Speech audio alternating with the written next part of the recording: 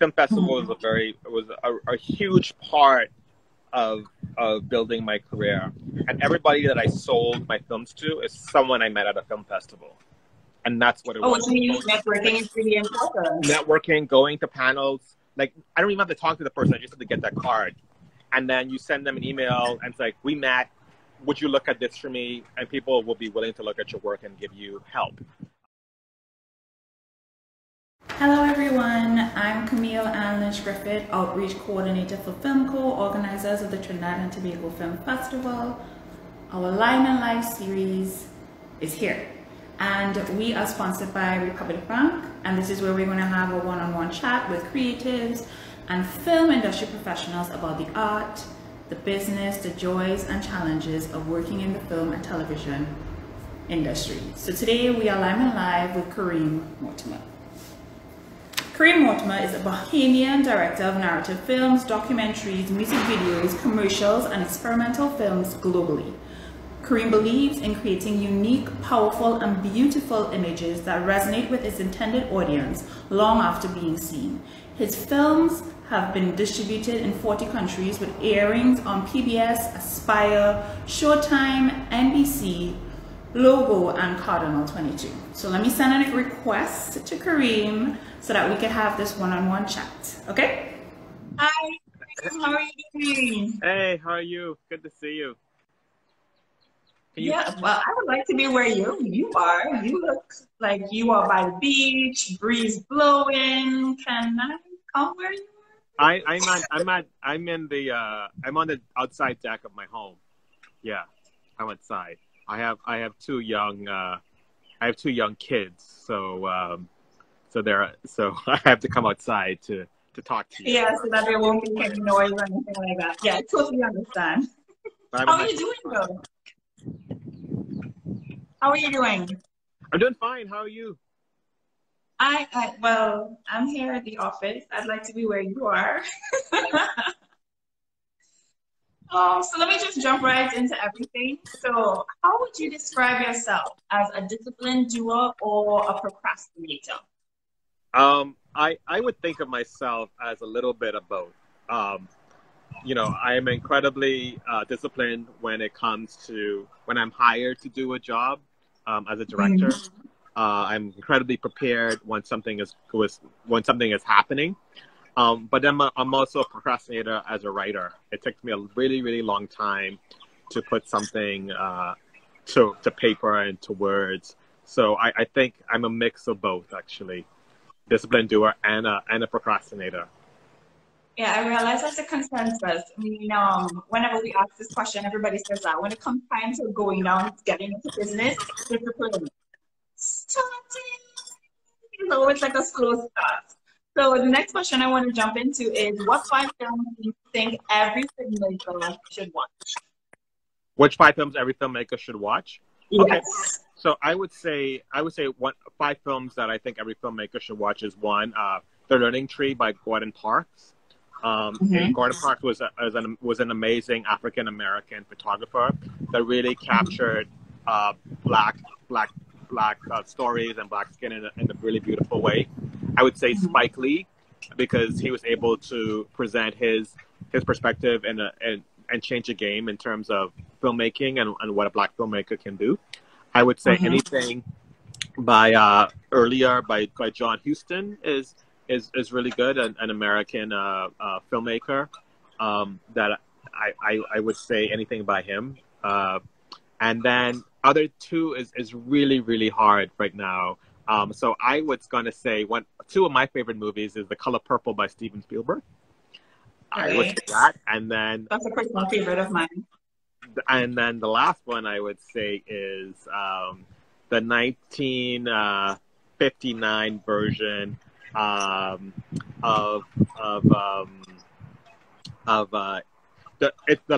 It's a Beautiful Life. I would say would be something that I think everybody should watch. Yeah, I like that. That's a nice list right there. So the next question I have for you is, you entered the filmmaking world at the age of 17, where you wrote and you produced your first documentary. What drew you to filmmaking? So I started off writing plays in high school, and and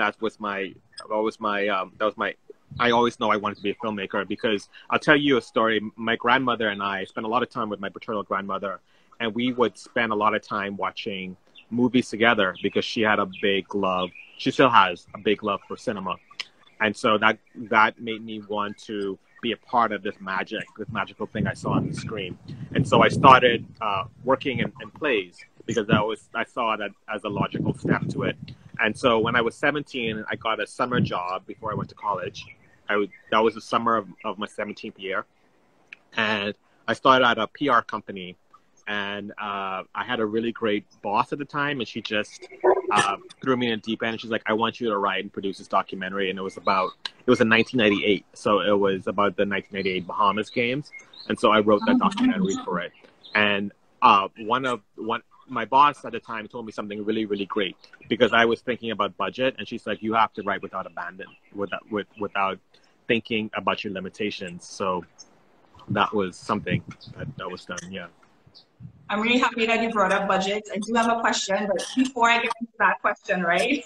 Yeah. I want to talk about, what's your most joyful part of filmmaking, and what's your most dreaded part of filmmaking? So the most important, the best part of filmmaking, and I'm stealing this from somebody else, is thinking about what you're going to do. Sitting and daydreaming about it. That's the best part. And you think about how good it's going to be, and it's exciting. But I also do love production a lot. I love production. That's my favorite part. I love solving problems.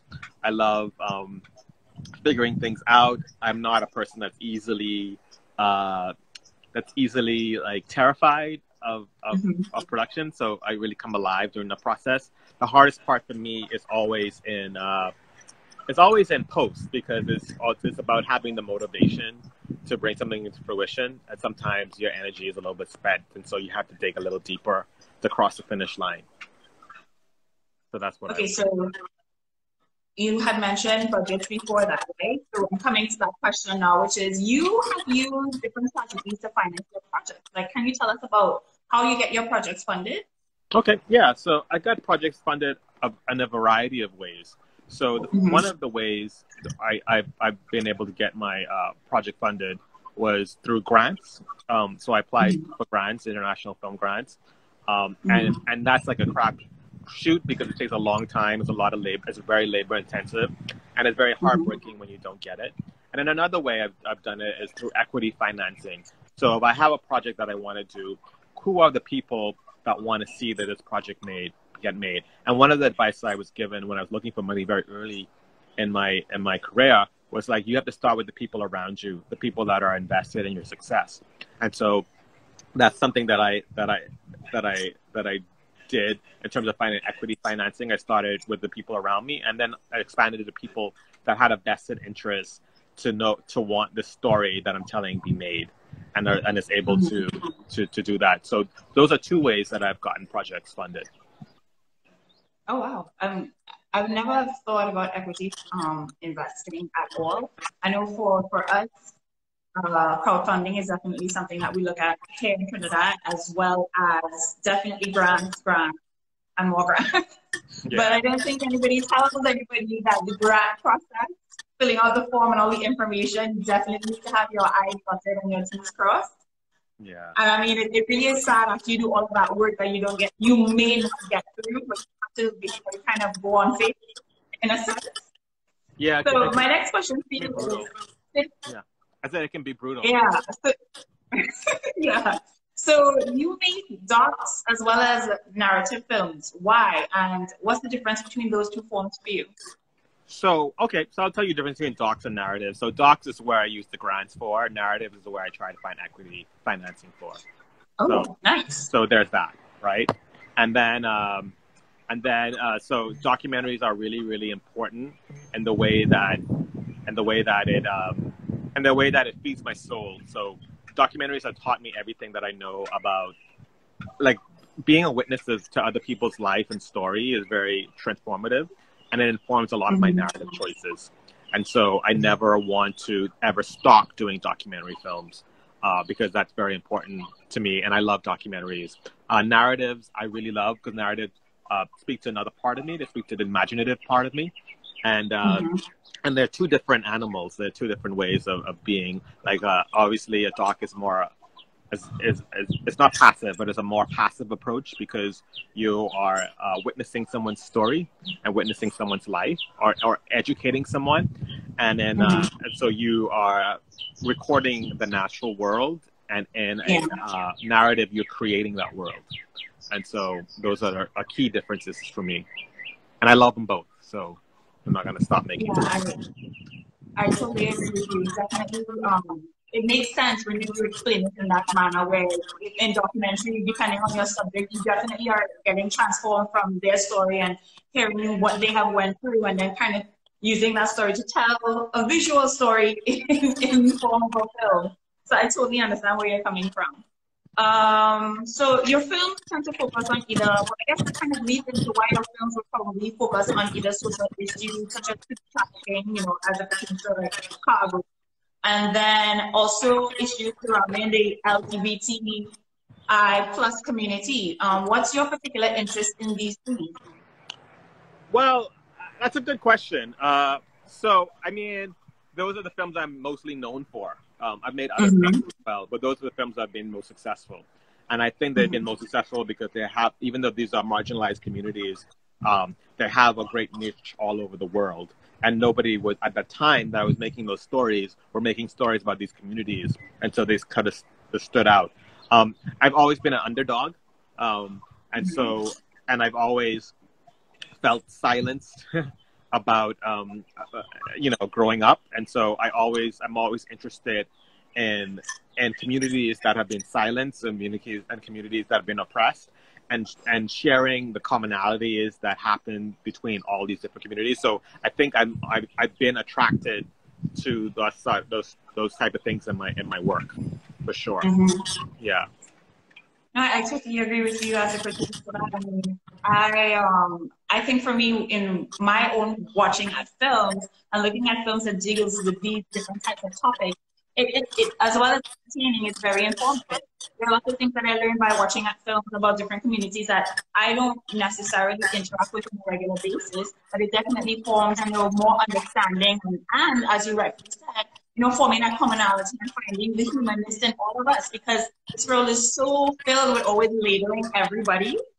And it's amazing when you strip away labels and you're just looking at human beings living, that you find a way to connect with them. I think that's what's great about the power of film. So apart from that, you have been a writer, director, producer on so many topics, projects. Have you found it tough to juggle so many hats? Yeah, I think it's very tough to juggle many hats. I don't think it's advisable to juggle many hats. I'm paying the price for that right now. I think it's really good. I think it's great to be good at one or two things that you're really, really good at and really go for it. Unfortunately, most of us have to make a living, and so I never wanted to work in another industry besides the industry that I'm working with, and so I needed to have a marketable skill. And part of that marketable skill was knowing how to edit. Part of that marketable skill was knowing how to be a designer. You know what I mean? And so I learned enough to be hireable for this type of work. And so you know, I don't. But it has served me, because whenever I'm directing a film, no one can ever tell me something that isn't true. So it's good to know. It's good to know a little bit. It's good to know a little bit about something that everybody does. And I started off as a production assistant, and my first job was picking up cigarettes. And so I'm very aware of people smoking and putting cigarettes on the ground. Pet peeve. Yeah. Okay, so all right. So out of all of those titles, so what's your favorite? Which one do you like to work with? I consider myself a director. Yes. Okay. Why that one? Why do you favor that one the most? I favor because that's what I love. I mean, that's I love every job that I do, but that's the job that I feel most 100% comfortable in doing. Yeah. Oh. Okay, so any advice to someone who's wanting to start in the film industry, especially since you had to start when you were so young? Yeah. So my advice in the film industry is just to go ahead and be a part of the film industry, or however that looks like for you.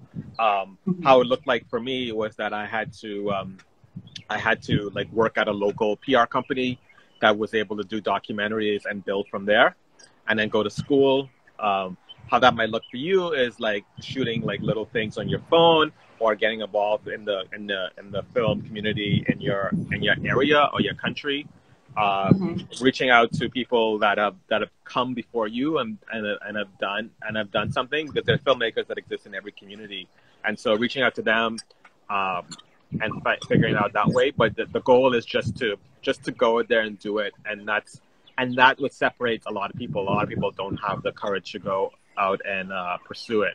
So I would say so. You're a little bit afraid, you're not 100% sure, you're uncertain of yourself, and as simple as it is to sit down and look at a film, it's definitely way harder to make one. And then when you kind of go through the process, you're like, wow, I didn't realize that this entails all of this. And it's like, yes, it does. Yeah, and yeah. the saying is that they filmmakers are crazy. I was like, I don't want to say that they're crazy. It's just that you have to be very strong and passionate about your vision with whatever project that you're working on, and really willing to work hard or become the disciplined doer to get to the final product, which is the film. Yeah. So what can we keep an eye on? I hate the word discipline, though. Discipline makes me feel like I'm in school, like I'm in primary school. Well, I mean, technically, you do need a little discipline. You can't be like traveling all over the place. So even if you kind of don't like the word, it makes sense. Yeah. I feel so do you have any upcoming project, anything that you're working on, a documentary, a narrative, or maybe even talk about your experimental films, which is another aspect genre that you're in. Yeah. Yeah. Yeah. So I could talk about my experimental. So there was a brief couple of years where I was just over filmmaking. I wanted to make films without any rules. Right. And I wanted to just get back to like a really core feeling, and so I started to make art films. But what do I have coming up now is a couple of things. So I'm a co-director and a producer with Laura Gamzee on a film called Brigley Bram, the story of Kendall Hanna, and we are entering post-production with that. It just recently got a Sundance grant, and we are in the Hot Docs Forum.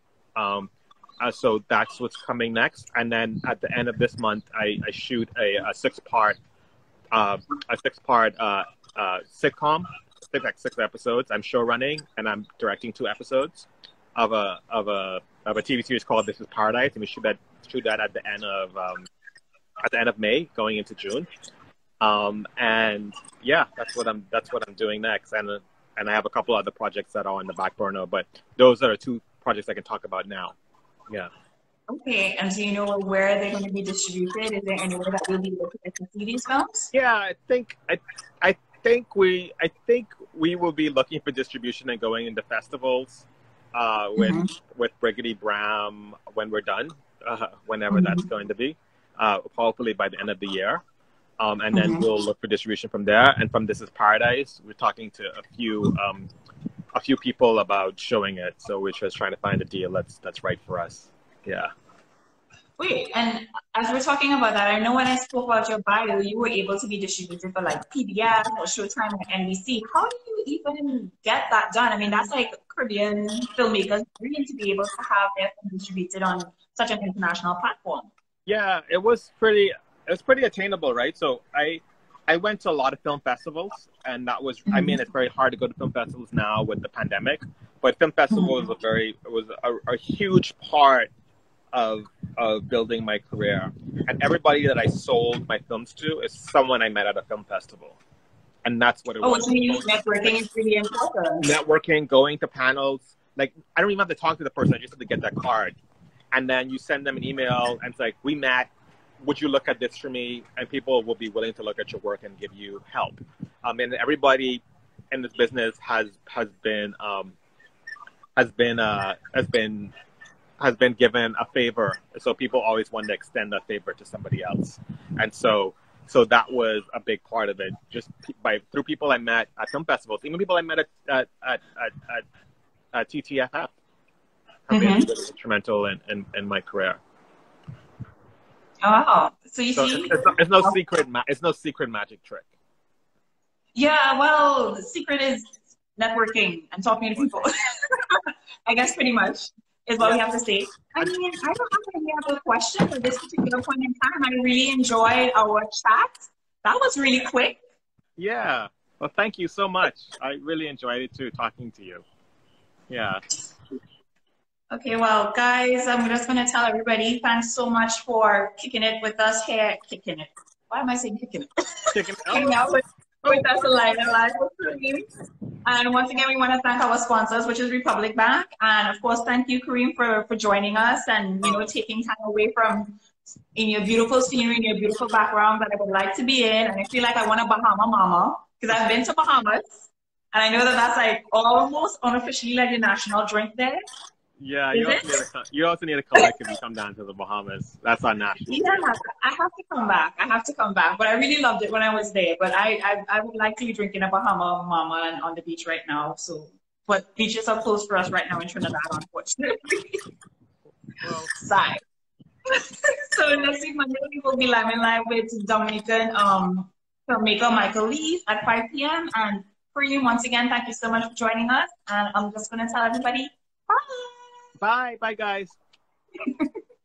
See you later.